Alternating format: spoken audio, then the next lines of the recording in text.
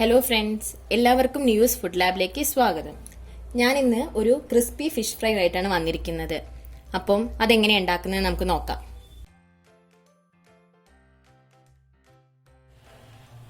Fish ഫ്രൈക്ക് വേണ്ടിയിട്ട് ഞാൻ ഇന്നിവിടെ എടുത്തിരിക്കുന്ന മീൻ റോഹു ഫിഷ് ആണ്.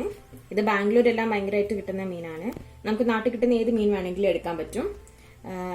ഇത് ഞാനിതാ റൗണ്ടായിട്ട് ഫ്രൈ ചെയ്യാൻ പാകത്തിന് ഞാൻ കട്ട് ചെയ്ത് വെച്ചിരിക്കുന്നതാണ്.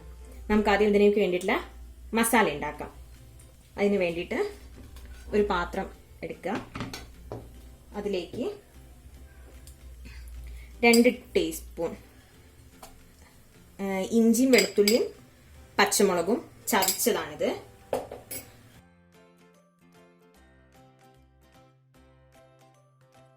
ഇതിലേക്ക് 1 സ്പൂൺ മുളക് പൊടി,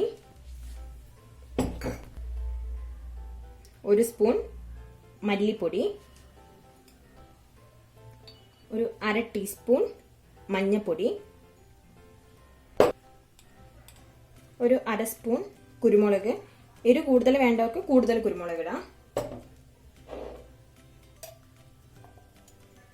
ഒരു 1/4 സ്പൂൺ ഗരം മസാല. ക്രിസ്പിനെസ്സിന് വേണ്ടിയിട്ട് നമുക്ക് 1 സ്പൂൺ കോൺഫ്ലവർ,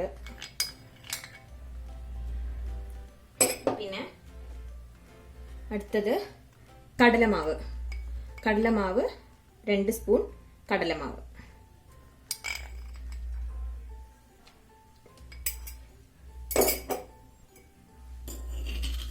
പിന്നെ ആവശ്യത്തിന് ഉപ്പ് ചേർക്കുക.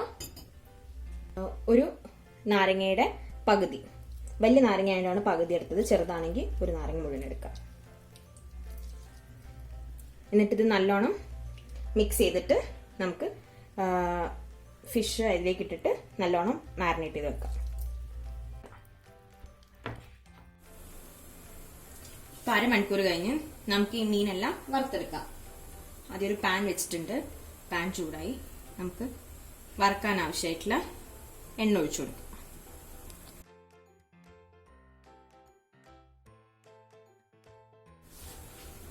എണ്ണ നല്ലോണം ചൂടായിട്ടുണ്ട്. നമുക്ക് ഇതിലേക്ക് കുറച്ച് കറിവേപ്പിലയും വെളുത്തുള്ളിയും ഇട്ട് കൊടുക്കാം. ഇനി മാരിനേറ്റ് ചെയ്ത് വെച്ചിരിക്കുന്ന മീൻ ഓരോന്നായിട്ട് വറുത്തെടുക്കാം.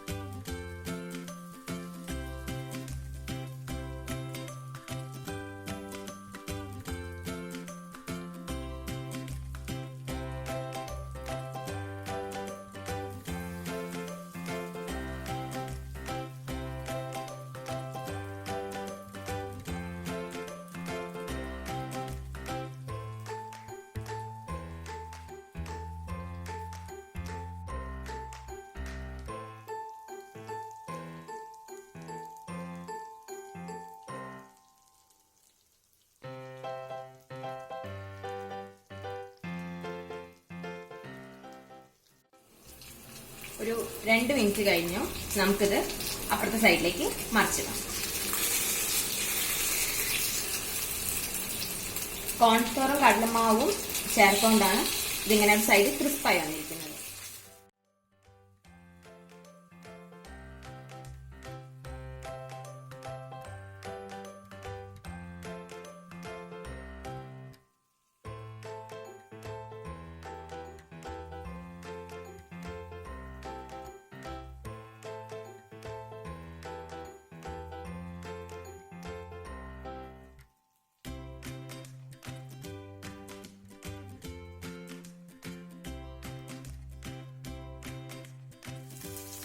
രണ്ട് മിനിറ്റ് കഴിഞ്ഞ് ഇനി നമുക്കത് അടുത്ത സൈഡിലേക്ക് ഒന്നുകൂടി മറിച്ചിടാം. എന്നിട്ട് 2 സൈഡും നല്ലോണം മൊരിഞ്ഞ് വരുന്നവരെ നമുക്കിത് കുക്ക് ചെയ്തെടുക്കാം.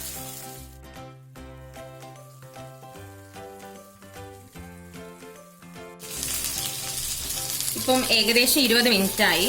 2 സൈഡും മൊരിഞ്ഞു വന്നിട്ടുണ്ട്. നമുക്കിനി തീ ഓഫ് ചെയ്യാം. എന്നിട്ട് വേറൊരു പ്ലേറ്റിലേക്ക് ഇതിനെ മാറ്റാം.